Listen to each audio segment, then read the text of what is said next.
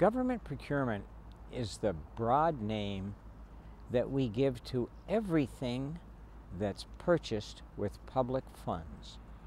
Public funds are essentially taxpayer money. So as soon as taxpayer money becomes involved in any kind of purchase, that entire activity becomes subject to a series of rules and regulations, which I certainly won't go deeply into, but enough to make life difficult for many of the people participating in it. So in many cases you have private agencies, for example, agencies that assist the homeless, or agencies that may be making senior centers and so on and so forth, and they apply for grants. As soon as public funds are granted to that agency, everything changes, and everything they purchase becomes governmental or public procurement. And then, of course, there are the regular ones that are 100% financed with taxpayers' money, like cities and counties and police departments and services for the homeless and for the aging, and every kind of public service you can think of that are also entirely public funds, and then because of that subject to all these governmental procurement regulations.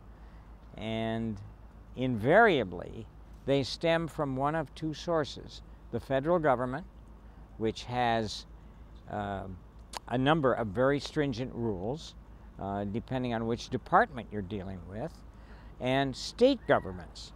And almost all state governments have very specific statutes dedicated to the definitions of what you may do and may not be permitted to do when you're buying stuff from public funds. The NIGP has put out numerous papers on why it's improper and poor government policy to have what's called preferences.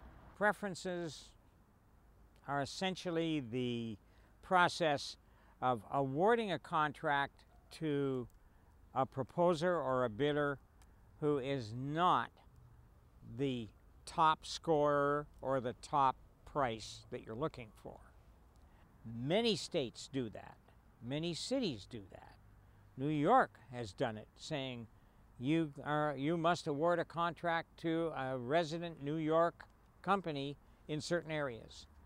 The entire state of Kentucky says that if you're going to award a contract for the purchase of coal, C-O-A-L, coal, you must award it to a Kentucky company. Okay, that's really, really bad business, and I'll give you the very short version on why. If everybody did that, we would stop all commerce in America.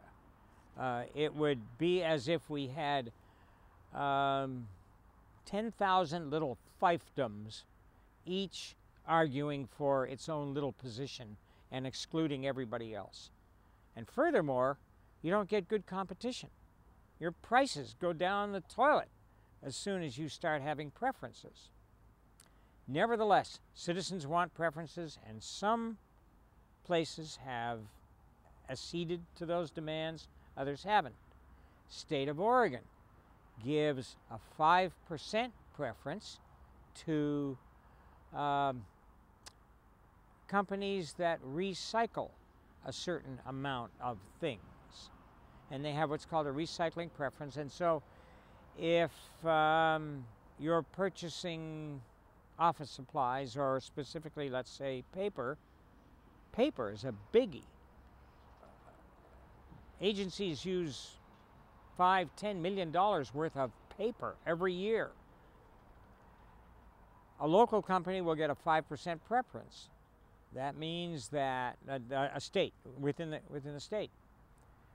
What that means is if a company from California bid, let's say, $10 million for a certain paper project, and an Oregon company bid $10 million, or even $10.1 million, the Oregon company would still win because you add 5% either to the California bid or you subtract 5% from the Oregon bid, and they come out with the lower number.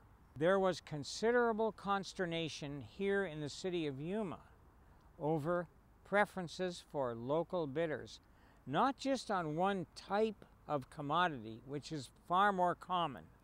You know, New York wants pop to be bought in all of New York. Kentucky wants coal to be bought all in Kentucky. And Oregon actually has another preference for government printing of all things. All government printing has to be done by an Oregon-based company. So Yuma had no preferences, and as far as I know, there are no preferences in the Arizona statutes until last year, when there was almost a year's worth of argument in the city council about having preferences. And I was sorely tempted to stand up in front of them and tell them what a bunch of idiots they really are. But I was actually afraid to do that because I was afraid I might lose my temper and I would say something really stupid. And besides, at my age, I'm getting more, it's easier for me to let things go and see where they come out. After considerable argument for providing what are called local preferences, that is, a preference of some kind for all commodities, whatever's being purchased, for people within a certain boundary, or companies within a certain boundary, they decided to award a preference of 5% for all bidders of commodities only, that's my understanding. For example, not construction and not services, within the city of Yuma. Now, finally, that settled down, and I think that's where it came to rest. But even that is a big problem. Over that way, just 60 miles on the other side of the California border, we have another fairly large city called El Centro. And they compete regularly in our purchases. South down to the border, which is only 5 miles away, the border with Mexico I'm pointing at,